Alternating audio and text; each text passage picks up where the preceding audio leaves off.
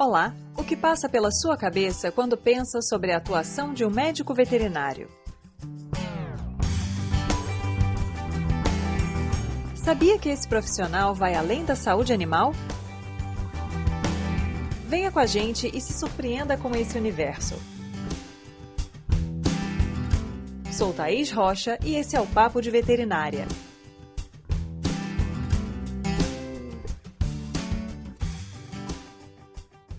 Áreas crescentes na profissão: a medicina veterinária forense, o resgate técnico de animais, a medicina veterinária de desastres e a medicina legal veterinária vêm ganhando destaque frente à sociedade. E no episódio de hoje, o Dr. Aldair Pinto nos conta sobre sua trajetória e dá uma série de dicas e sugestões importantes para estudantes interessados nessas faces da patologia animal. Muito obrigada por aceitar nosso convite, Aldair. Obrigado, Thaís. Vamos lá bater esse papo. Então, Aldair, gostaria de começar te perguntando quando foi que surgiu o seu interesse pela área de patologia? Foi já durante a graduação que você começou a se interessar por essa área? Houve algum evento específico, alguma situação ali que te chamou a atenção para a patologia? Como é que foi? Bom, rapidamente para você, eu nunca quis ser veterinário. O meu sonho era ser músico. Eu adorava bastante tocar instrumentos e eu tocava violão clássico. E aí eu me inscrevi para o vestibular da UFMG e não passei, porque tinha a prova de música e eu não tinha tanta habilidade quanto era necessário. E eu estava com 17 anos, eu perguntei à minha mãe assim um dia, eu falei, mãe, eu não quero ficar parado não, sabe? O que você acha que eu devia fazer? E mãe falou, não, eu acho que você tem que fazer veterinária, porque você gosta de bicho. Eu falei, vou lá, né, vou fazer, para não ficar um semestre parado. E aí entrei, me apaixonei assim, por muita coisa na veterinária. Quando eu estava no 4º período, eu pedi um professor de patologia geral um estágio. E aí ele me indicou o laboratório de patologia experimental da UFMG. E aí, o meu primeiro dia de estágio, eu já entrei em contato direto com uma necrópsia. Ali eu fui para sempre. Não consegui sair mais, eu fiz iniciação científica, mestrado, doutorado, pós-doutorado, tudo com patologia, porque me encantei com a área. A patologia normalmente tem um pouco desse caráter, existe um pouco daquela coisa de amor e ódio, tem gente que tem pavor e acha terrível ter que lidar com situações de morte e necrópsia, animais que às vezes estão em estado de decomposição avançada, e outras pessoas já amam, já se encantam, já gostam daquela questão realmente da investigação. Então é bem bacana que tem um pouco desses dois lados da área. E o que você acha que é interessante, pensando na sua atuação profissional hoje, em termos de formação dentro de todas as possibilidades que o curso de medicina veterinária oferece? Porque a gente sabe que existe uma conversa muito próxima ali entre várias áreas. E às vezes o aluno acha que é assim, né? Patologia, eu gosto de patologia, eu vou fazer todas as disciplinas relacionadas à patologia, e esquece de tudo que você tem que ter de conhecimento, desde a base até as inter-relações, aquela lateralidade das disciplinas que Exatamente. se conversam. O que eu percebo muito assim, a gente pode pensar nessa característica que você colocou de duas formas diferentes. Eu dou aula há 10 anos, então eu consigo perceber, você também deve, como professora, perceber a mudança do perfil de como o aluno entra na faculdade hoje com um propósito, a característica, é muito diferente. Minha mãe tinha o sonho da casa própria. Eu já não tenho esse sonho, apesar de ter minha casa, eu não tenho esse sonho. O mundo mudou. E o aluno de medicina também, de veterinária, ele mudou bastante quanto a isso. Bom, o que eu percebo é a seguinte situação. Eu vejo hoje os meus alunos, todas as vezes que eu começo um semestre, eu pergunto com que você quer mexer. 90% da turma quer mexer com a área de clínica. Eles querem salvar animais. Os 10% que sobram estão na parte de produção, na parte de inspeção e em outras áreas. Eu entendo que a patologia ela é a área que une tudo. É aquela história, o clínico ele sabe tudo, mas não resolve nada. O cirurgião não sabe nada e resolve tudo. O dermatologista não sabe nada e não resolve nada. O patologista sabe tudo, resolve tudo, mas já é tarde demais. Li isso no livro, nunca esqueci. Então, o aluno hoje, ele não tem mais a mesma característica que eu tinha quando eu entrei, que era a proposta de enxergar aquela área de trabalho, de ser um patologista ou de ser um clínico. Ele vai nadando naquelas áreas, ele normalmente se associa à área que está envolvida com os colegas, onde ele tem maior afinidade de amizades, de convívio, nos grupos de estudo. Então, hoje, o aluno que ele quer mexer com patologia, 99% das vezes, ele se interessa pela necrópsia, ele se interessa pela área do morto, mas ele precisa ter a noção de que fora isso, existe a clínica, existe a inspeção, e que a gente não pode fechar o olho para nada, porque durante o curso a gente verdadeiramente se muda a cada minuto, porque as áreas são todas interessantes para quem gosta de salvar e viver com os animais. Eu vou ter que me revoltar contra essa frase que você leu no livro, entendeu? Porque a clínica não é nada disso. Mas eu Eu sou entendo que clínico tem. também, tá? Eu sou clínico também. Não, Eu não sou tem clínico como. também. Inclusive, era uma coisa que eu pensei em te falar. Eu falei, gente, eu preciso falar com o Aldair, que um dos melhores clínicos que eu conheci era um dos meus professores de patologia. Porque é uma visão muito diferente que se tem, principalmente quando se pensa em diagnósticos diferenciais. E a pessoa tem a vivência do ciclo completo, desde como é a manifestação no animal vivo, até o que você encontra a hora que morreu, oh meu Deus, não tem mais o que fazer. Mas você precisa realmente fechar aquele diagnóstico, coletar todo aquele material para descobrir a etiologia. Mas, assim, brincadeiras à parte, eu acho bem interessante porque tem havido uma mudança um pouco no caráter da patologia. Eu acho que quando eu estava na graduação, a gente enxergava a patologia de forma muito assim, você vai pegar o animal lá no seu freezer, vai fazer a necrópsia, era uma coisa muito... Pragmática. Era pouco dinâmico, não tinha essa coisa da emoção. E aí, quando eu entrei em contato com o seu trabalho, eu falei, é interessante porque tem uma pegada meio CSI, né? Vamos investigar e vamos ligar pontos, e aí torna a área bem mais atrativa para os alunos também. E aí começa a levantar a importância da patologia, porque eu ainda, infelizmente, conheço muitos clínicos que não fazem questão de uma necrópsia. Que o animal venha a óbito depois do seu atendimento e fala, não consegui salvar, então também deixa para lá. E eu acho que a patologia é essencial para a gente conseguir confirmar aquilo que a gente desconfiava, ou então descobrir uma coisa completamente diferente. Então, realmente é necessário essa conversa aí entre as áreas, e muitas vezes isso fica meio segmentado ali dentro da formação do aluno. Então é bem bacana que existe também agora essa questão, que aí você vai me dizer se é mais recente ou não, do patologista trabalhar também com animais vivos, nessa parte da medicina veterinária legal, que é uma coisa que a gente sabe do ser humano, que vai no IML fazer um exame de corpo de delito. E, por exemplo, durante a minha formação, ninguém nunca me falou sobre vamos fazer um corpo de delito em um animal vivo. É sempre assim, patologia vai depois que não tem mais o que fazer, morreu, beijo, tchau. E aí, como é que é essa atuação? Eu concordo com você, Thaís. Há poucos anos, vou colocar aí uns 5 anos, o patologista, quando transitava pelo hospital veterinário, os clínicos falavam, vai para lá, não vem aqui não, que você vai gorar meu paciente. Não é assim? Eu, na minha graduação, tinha aula de patologia, assim, o professor ia falando de doenças. Então, aqui nós estamos vendo a degeneração mixomatose da válvula ato-ventricular, é muito comum em cães, também pode acontecer em alguns grupos de ruminantes. Temos agora aqui uma endocardia. E aí era aquela aula que você viu um calhamaço de doença, você tinha que decorar todas aquelas doenças e entregar aquilo numa folha sabendo causa, mecanismo, alteração, marca microscópica. Isso era patologia, sabe? Só que com o passar do tempo, eu percebi que a patologia precisava trazer interesse para o aluno, porque ele precisa associar a patologia com clínica, senão ele não acha graça. Porque o patologista por si só não precisa da clínica. Mas para o aluno, ele precisa ter a curiosidade, o instigar do procurar o saber. E aí, por incrível que pareça, de alguns anos para cá, nossa sociedade, graças a Deus, tem tomado proporções muito grandes com a relação de animal e o homem. Eu me lembro que a minha avó tomava conta dos cachorros da porta para fora, comia angu com bofe, e o cachorro era isso, era um ser menor, desprezível. Hoje nós temos separações na justiça que envolvem guarda compartilhada de um cachorro. É algo assim muito maior do que a gente imaginava 10 anos atrás. E aí, nesse meio do caminho, estudando patologia, eu comecei a perceber que todos os dias chegava no laboratório de necrópsia da faculdade, ou para mim em particular, o seguinte: eu não aceito meu animal ter morrido dessa maneira. Descobre para mim por que ele morreu. E esse descobre para mim por que morreu começou a envolver casos de crimes, começa a envolver casos de negligência, começa a envolver situações que envolvem a justiça. E aí a gente começou a ver que a patologia ela estava dentro daquele cenário, não só mais fazendo necrópsia, entregando relatórios. A gente estava resolvendo problemas de animais que morriam, que envolviam polícia, que envolviam a justiça. E aí me veio esse interesse em fazer uma pós-graduação em medicina veterinária legal. Eu comecei há uns 3 anos atrás, terminei, já tem 1 ano e meio, 2. De um tempo para cá, a patologia tomou proporções diferentes. Hoje, o meu aluno estudando comigo patologia, ele não estuda só a doença.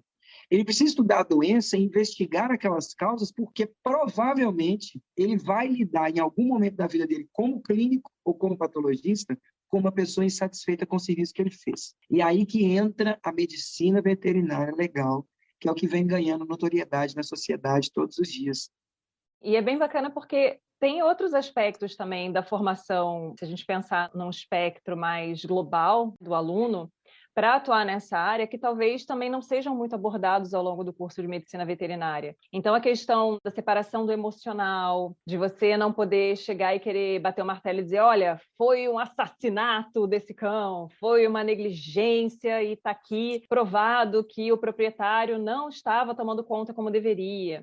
Então, você, enquanto patologista, você tem que emitir um laudo que, de uma certa maneira, diz tudo isso, mas de outra forma, sem apontar o dedo para ninguém. E muitas vezes é difícil para os alunos, com a maneira como as pessoas lidam com os animais, como você mesmo estava falando hoje em dia, essa coisa de relacionar com o meu pet aqui de casa, que é como se fosse um filho, a pessoa conseguir realmente fazer essa dissociação para ter uma atuação que está de acordo com o que a área pede. Então, o que você pensa com relação a essa formação mais global do aluno, a essa necessidade dessa, entre aspas, né, frieza de dissociar uma coisa da outra e conseguir realizar o trabalho, mostrando para a polícia, para a justiça, ou seja, para quem você precisa enviar essa informação, de forma técnica, sem envolver ali o seu emocional.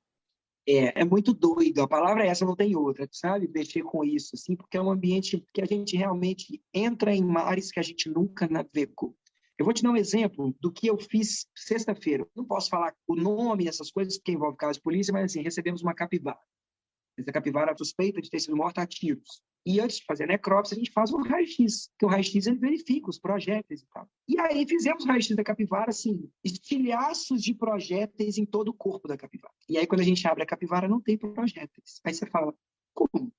Se no raio-x mostrou, aí aquela confusão, a gente vai pensando, perito de um lado, perito do outro, médico legista, médico veterinário legista, aquela confusão. De repente, você passa a mão no pelo da capivara e você percebe que essa capivara está suja com um material meio terroso. Você pega algumas pedrinhas, aquilo é minério de ferro. Tirei o raio-x do minério, o minério tem a característica do projeto de arma de fogo. Olha que loucura! Naquele momento, eu precisei ter uma experiência que não tenho de geologia para classificar uma característica que é muito doido, não tem como. E aí, o que eu mais vejo hoje é o aluno vislumbra, enxerga que aquele indivíduo que tem aquele pijama e ele fala, eu sou cirurgião do joelho esquerdo de pug. Pô, mas o meu cachorro é um dálmata. Não, não opero, eu só opero o joelho esquerdo de pug. Ok, não estou criticando esse profissional porque ele lutou para chegar lá. Só que quanto mais a gente vai se especificando em uma área da veterinária, a gente esquece do todo. E o veterinário é generalista, não tem como. Então, quando eu formo, quando você formou, a gente sabe que nós temos competências e habilidades que precisam estar dentro de nós. Então, um aluno hoje, por mais que ele queira uma área específica, ele precisa ter o conhecimento e a amplitude da área da veterinária. E quando ele precisa ser perito, ele vai usar tudo isso. A área de clínica de pequenos, patologia, traumatologia, ele pode lidar com boi, com cachorro. Então, a gente precisa ter essa noção que a área de medicina forense, ela já por si só pode englobar a nós aquilo que é o médico veterinário por essência da grade curricular, que é o médico generalista. E aí, conhecimentos em outras áreas, além da medicina veterinária, você citou aí a geologia, você tem que ter esse insight de passar a mão no animal e colher outras evidências ali de que talvez aquele achado radiológico não seja compatível com o que você estava esperando, mas existem outros conhecimentos que você acaba precisando agregar também. Então, conhecimento a respeito de direito, né, de outras áreas que muitas vezes o aluno, quando entra na veterinária, fala, ai, graças a Deus, agora é só biologia, não preciso de matemática, não preciso me relacionar com gente, odeio pessoas. E aí, às vezes, você vai se apaixonar por uma área que exige de você um conhecimento bem mais amplo e que vai passando ali entre áreas que, a princípio, né, a gente não imagina muito que vão se conversar. E o que você sugeriria em termos de formação para o aluno que quer procurar alguma coisa complementar, que já quer ir tendo uma ideia de como lidar com essas informações, como obter essas informações? Até assim, durante a graduação, lógico que na pós a gente acaba tendo uma verticalização, mas durante a graduação, para os alunos que já têm essa curiosidade, o que você sugeriria assim, de áreas que de repente as pessoas não imaginam, mas que conversam bem com a área que você atua hoje? Nossa, eu já vou falar uma aqui que o aluno vai falar assim, que deontologia, introdução à medicina veterinária. Eu e você falamos um dia sentado em casa a seguinte frase, para que eu preciso aprender isso? Que matéria inútil. Gente, introdução à medicina veterinária, onde você vê o código de ética, que é a resolução 1138. Aquele documento, hoje, é o documento essência para o nosso trabalho. Quando você deixa de fazer o que está escrito no Código de Ética, você está passível de um processo ético. O processo ético, ele gera para você brechas para um processo cível. E o processo cível é aquele que te faz perder dinheiro. Hoje em dia, assim como na medicina ou em qualquer área do mundo, as pessoas processam quando se sentem lesadas. E elas partem da premissa de que você, médico veterinário, precisa conhecer o seu código de ética para você poder saber o que fazer e o que não fazer. 90% dos casos que a minha empresa pega, porque eu tenho uma empresa de medicina veterinária legal, é o seguinte, a pessoa já chega e fala assim, doutor, eu quero processar a clínica tal, meu animal morreu na cirurgia. Aí você fala, quais os documentos você tem? Nenhum, o médico veterinário não me deu. Aí você fala assim, como que o médico não lê o próprio código de ética que diz que é obrigação nossa devolver os prontuários e devolver tudo que é de responsabilidade daquele animal para o dono dele. Só de você ver uma situação como essa, a pessoa já está passível de processo ético no conselho. E aí você pensa assim, por que nós, médicos veterinários, não conhecemos nosso código de ética?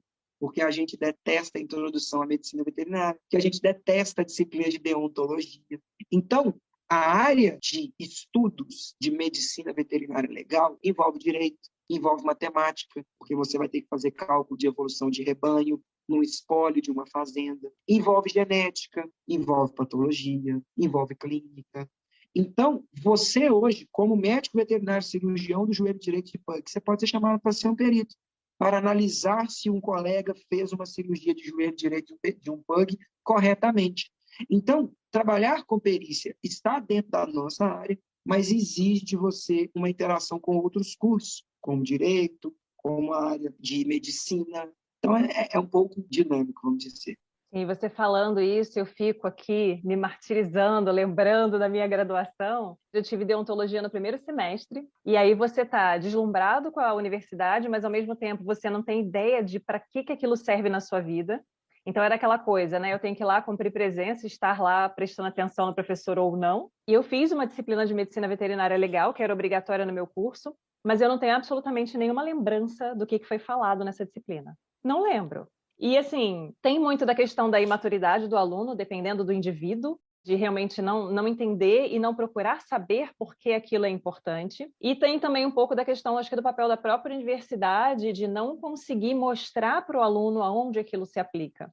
Então, foi só quando eu estava na pós-graduação que eu fui fazer um curso sobre elaboração de artigo científico, que o professor, que era agrônomo, começou o curso falando assim, você se considera uma pessoa ética?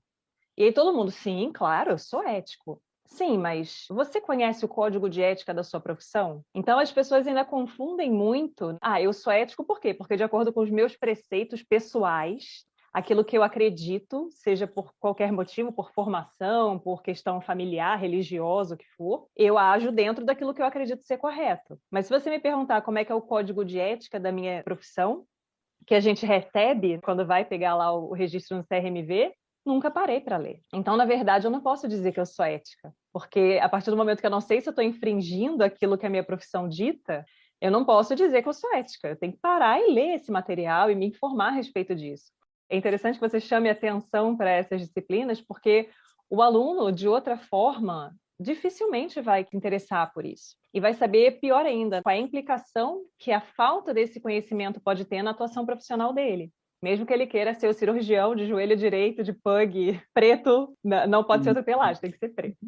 Então, é a questão exatamente da multidisciplinaridade, da transdisciplinaridade, da interdisciplinaridade, que a gente ainda falha muito durante a graduação em deixar isso claro para o aluno. Sabe o que eu fiz uma vez, numa disciplina minha? De patologia, olha só.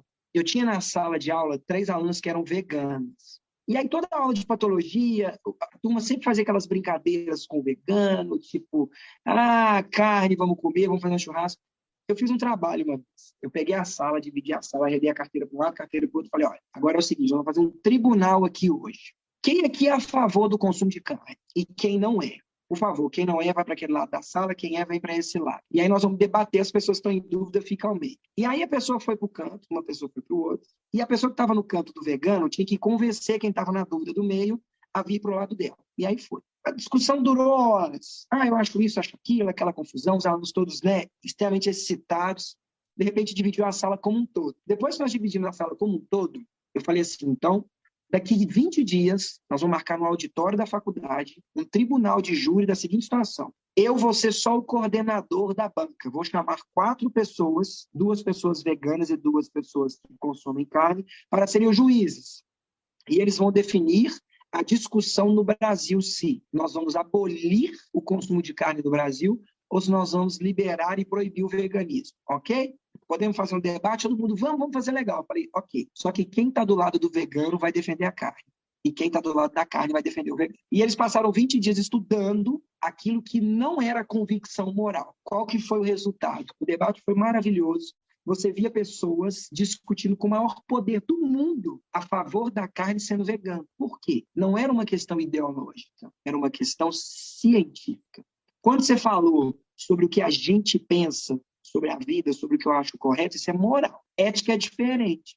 Então, esses alunos, por exemplo, nesse debate, eles tiveram que largar um pouco da moral daquilo que eles acreditam como certo ou errado para enxergar o lado oposto daquilo que eles não consideram como certo. Por quê? Eticamente, certo e errado depende de um contexto, depende de onde está escrito e quem definiu aquilo.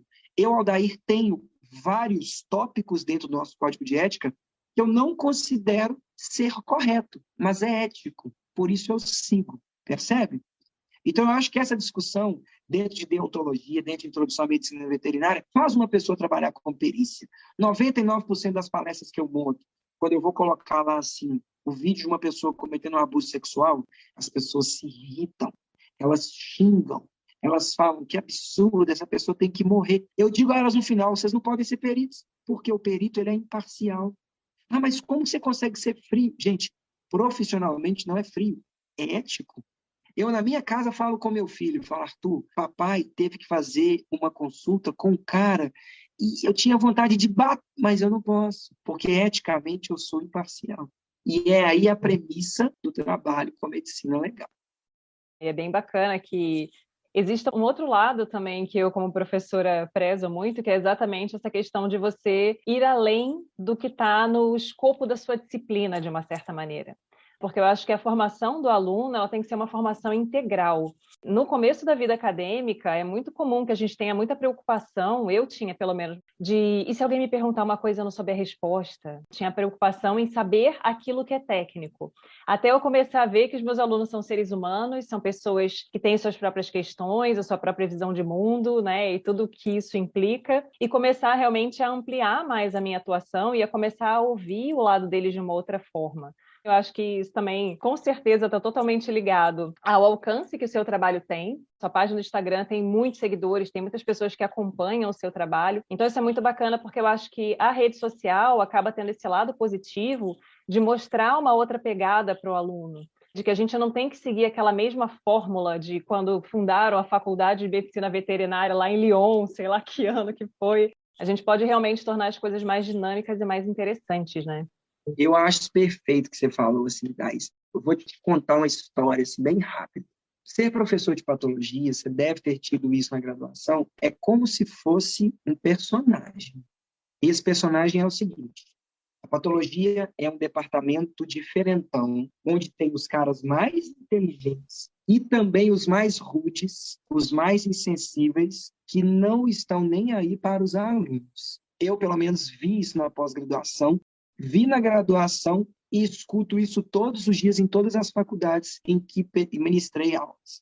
O professor de patologia é sempre aquele que é mais difícil de lidar, as provas dele são as mais difíceis, as pessoas têm medo de patologia. Eu já fui um professor assim, porque eu tinha que vestir essa máscara e esse personagem do professor de patologia, como todos são. Eu já tive momentos da minha vida como professor, há muito tempo atrás, em que ter um índice de reprovação alto era motivo de eu me sentir orgulhoso, porque as pessoas não conseguiram acompanhar o meu raciocínio. Eu já fui um professor onde eu estava na frente de uma sala de aula e a minha distância, provavelmente, da primeira carteira eram mais de 500 quilômetros. Eu sou um ser intocável, sou um professor, eu tenho meu pós-doutorado, ele que se vire para acompanhar o meu raciocínio.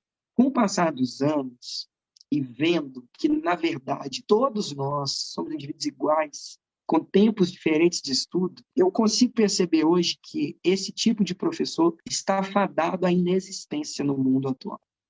esse professor que não se sensibiliza pelo que o coração do aluno sente, esse professor que não consegue enxergar numa sala de aula um indivíduo que tem deficiência em enxergar o que ele escreve no quadro, esse professor que não percebe um aluno falar assim, professor, hoje eu não estou bem para fazer a prova. E ele simplesmente fala assim, não, você tem que se virar. Aquele professor que o aluno ele fala, professor, eu tenho que viajar para Paris, eu não posso fazer sua prova. E ele fala, você vai viajar para Paris? Cara, eu viajaria para Paris e deixaria a prova, por que que o aluno não pode? Cara, vai para Paris, mano. É uma oportunidade única na sua vida, prova você faz. Esse professor que não tem essa sensibilidade, ele está fadado ao insucesso, porque o mundo de hoje precisa de afeto, não de gente inteligente. Porque a inteligência se constrói e o afeto você acolhe. Então, hoje, eu como professor, eu consigo perceber que eu já fiz muito mal a muita gente dentro do ambiente de sala de aula. E eu enxergo a patologia hoje de uma maneira diferente. Eu acho que a gente tem que estar perto dessas pessoas e ajudar essas pessoas a ser aquilo que a gente foi, para que eles possam, ao terminar a faculdade, ser melhor do que a gente. Guarda uma coisa que eu vou te falar. 98% dos professores que comemoram o índice de reprovação alto são os que mais têm medo de perder o seu lugar para os próprios alunos que eles formam. Então, a gente, como professor, precisa ter essa noção de ajudar as pessoas a serem pessoas melhores. Ninguém, por mais que você force a pessoa a estudar, ela vai estudar se o propósito dela não for ser feliz com aquilo. Se ela for triste com aquilo, ela não vai estudar. Então, hoje eu tenho essa visão, aproveito esse espaço para pedir desculpa para muitos alunos que fiz mal um dia sendo um professor que era desse jeito, autoritário, rígido, isso não adianta de nada. O que adianta é a gente tentar ser pessoas melhores. É aquela questão também, né? Isso vem muito dentro de uma construção de quem você é enquanto indivíduo, porque eu acho que a gente tem um pouco daquela ideia do que é ser professor baseado em quem foram os nossos professores, e nessa época eles eram pessoas realmente muito menos acessíveis.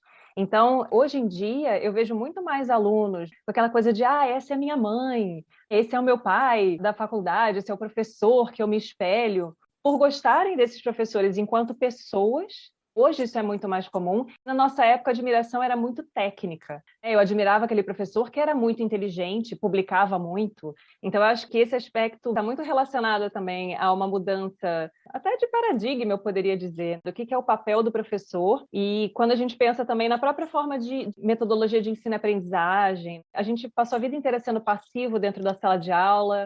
O professor, o detentor do conhecimento, traz isso, eu pego esse pacote, tento absorver, sem muito processamento, eu tenho que pegar aquilo que ele imprimiu no quadro e colar aquilo na minha cabeça. E hoje a gente percebe que a forma de levar essa dinâmica com o aluno é muito diferente, mas eu, por exemplo, eu tenho ainda um pouco de dificuldade porque eu não aprendi dessa forma. Então eu tenho que reaprender como colocar essas informações de uma maneira que eu nunca tive. Então acho que a nossa geração, ela está um pouco nessa transição. É maravilhoso que você tenha a liberdade de fazer abordagens como essa que você contou, de fazer vou fazer um júri, e as pessoas discutirem, defenderem lados opostos às suas crenças, exatamente porque a gente consegue, com isso, ensinar tão mais para esses alunos do que aquela coisa, aqui a degeneração amixomatosa da valva, blá, blá, blá, blá, blá. Então, é muito inspirador ver esse seu discurso e perceber que isso está cada vez mais acontecendo, se ampliando, né, e alcançando mais gente.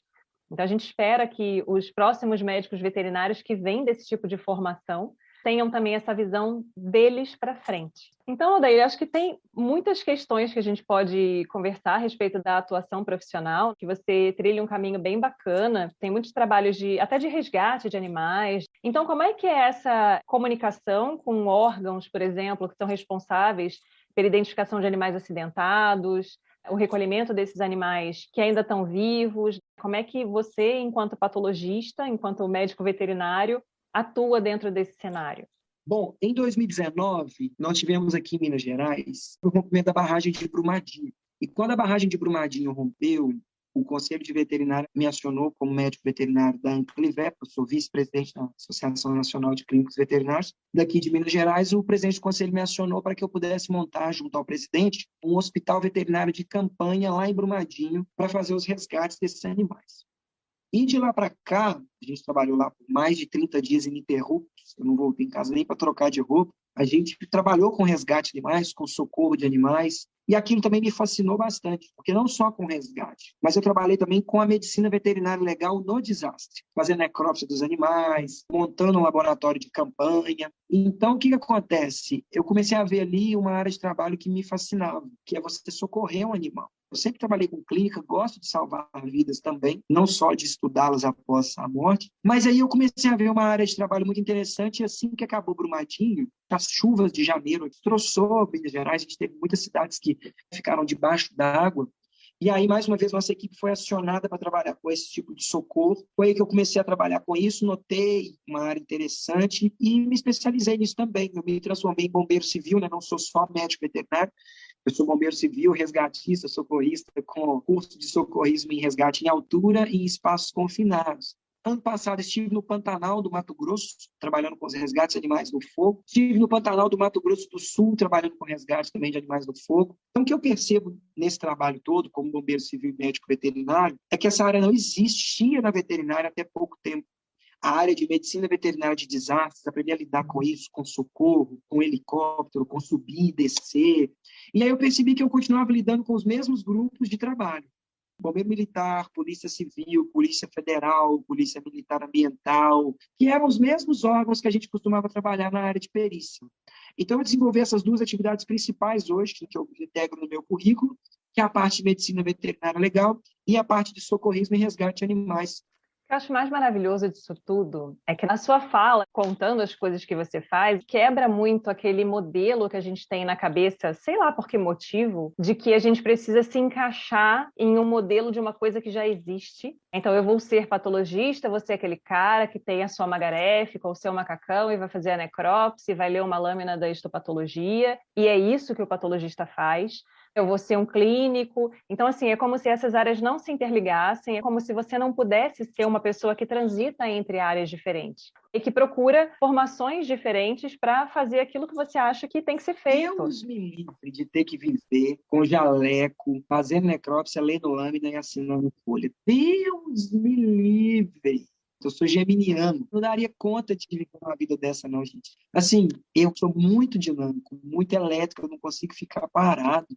O mundo é tão dinâmico. Pensa bem, se eu não tivesse me envolvendo com essa área de bombeiro civil e resgate, o tanto de animais que eu deixaria de salvar junto com as equipes que foram. Se eu não tivesse esse trabalho de medicina veterinária legal, a quantidade de animais que precisavam do perito como a última voz delas. Olha só a grandeza disso perante a minha profissão. Financeiramente é viável? Talvez não, mas é altruísta. E eu, se já tenho meu salário como professor, já tenho a minha empresa de medicina veterinária legal, eu posso me dar o luxo hoje de trabalhar com isso para reverter o que a faculdade me deu para aqueles animais que não podem pagar o meu serviço.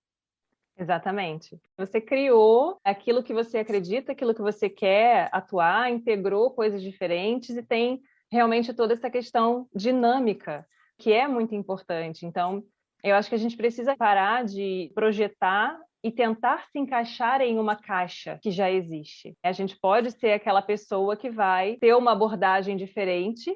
E o que você sugere para os alunos, então, que têm interesse nessa área, em termos de formação, de ampliação de horizonte, de coisas que agregam, de coisas que te tornam um ser humano melhor? Eu vou falar exatamente o que eu costumo falar para os meus alunos. Vou te contar, Thaís, a brilhante história do garoto que queria mexer com abelha. O garoto entrou na faculdade de veterinária no primeiro período. E no primeiro dia de aula, o professor de introdução à veterinária falou: muito bem, sejam bem-vindos à veterinária, quero saber o seu nome e o que você quer trabalhar. Ele respondeu: o meu nome é Abelha e eu quero trabalhar com abelhas. Todo mundo riu dele. Falou: gente, que menino maluco. No segundo período, na disciplina de anatomia, quando o professor começou o primeiro dia de aula, ele falou assim: professor, eu tenho uma dúvida. O senhor está falando aí de osso, né? De formação óssea. Abelha tem osso? E aí todo mundo falou: nossa, vem esse cara de novo com esse papo de abelha. E aí, um belo dia, o pessoal está rodando na faculdade e enxerga uma placa pregada no corredor. É o grupo de estudos de abelha. Quem está dando a palestra? O Abelha. E ele está sozinho, porque ninguém quer mexer com a abelha. Mas ele está lá, ele está dando a palestra, ele faz as perguntas para ele mesmo e ele está dando a aula de abelha. No quarto período, ele arrumou um estágio com abelhas, lá no Mel Santa Bárbara. E chega no sétimo período, ele já está fazendo estágio numa das maiores empresas produtoras de mel de abelha do Brasil. E aí, no dia que esse cara forma, o telefone do professor dele toca. E alguém fala assim, tá bom, você que está aí na faculdade, você tem alguém que você conhece que mexe com abelha, cara, para você me indicar? Quem que o cirurgião vai indicar? O menino da abelha. Por quê? Porque você na faculdade não é o que você posta. Você é o que você vive. Se você não viver intensamente aquilo, e você pode trocar de área, você pode começar com a abelha e terminar com cirurgia de olho. Mas se você não viver isso, você nunca vai saber se é isso que você quer para a vida inteira e se as pessoas que estão na faculdade ao seu lado sabem realmente que você nasceu para aquilo. O que a gente mais escuta é o aluno falar assim, eu quero mexer com cirurgia. E aí ele espera chegar ao 8º período numa disciplina de 100 horas, que contemplaria uma semana em 24 horas ininterrupta para aprender cirurgia. E ele não vai aprender cirurgia. Então, gente, o conselho que eu dou para qualquer aluno de veterinária que existe nesse Brasil é, se você não viver a veterinária, se envolver com as pessoas e enxergar o brilho nos olhos de aprender a essência da profissão, dificilmente você vai mexer com aquilo que vão te indicar para o seu trabalho. Viva a veterinária em todas as suas instâncias, nos 4 cantos da parede dessa profissão e deguste de tudo aquilo que seus professores te entregaram. Uma hora você se encontra, você muda a sua concepção, você vira para o seu pai, para sua mãe e fala assim, eu quero mexer com isso. E aqui passa a ser a sua sina para a eternidade. Não tenho nem o que falar mais depois disso. Fantástico. Realmente é muito importante isso. Eu acho que a gente vive um pouco dessa dicotomia, né? O aluno entra tendo muita certeza do que ele quer, de onde ele vai atuar, sem ter absolutamente nenhuma vivência sobre aquilo, muitas vezes, e fica tão apegado àquela ideia e rejeita tanto viver outras experiências que eu, como dou aula da disciplina de grandes animais, clínica de grandes, de semiologia, eu me vejo muitas vezes frustrada em ver todas as oportunidades que as pessoas deixam passar porque elas estão muito fechadas naquela concepção que, na verdade, é baseada em nada. Então, assim, o que você se permitiu viver até agora para ter tanta convicção de que é aquela disciplina que você vai ver no 9º semestre lá que vai definir o que você vai fazer para o resto da sua vida, né? Então, realmente, fantástico. Queria agradecer muito a sua participação. Se você quiser falar suas palavras finais por hora aí, fique à vontade. Viva a veterinária! É isso. Este foi o Papo de Veterinária. Obrigada por ficar conosco até aqui. E não esqueça de compartilhar com seus colegas que também gostariam de saber mais sobre a profissão. Toda quarta-feira temos vídeos novos no youtube.com/papo de veterinária. E às sextas-feiras teremos episódios novos do podcast. Fica com a gente! Até lá!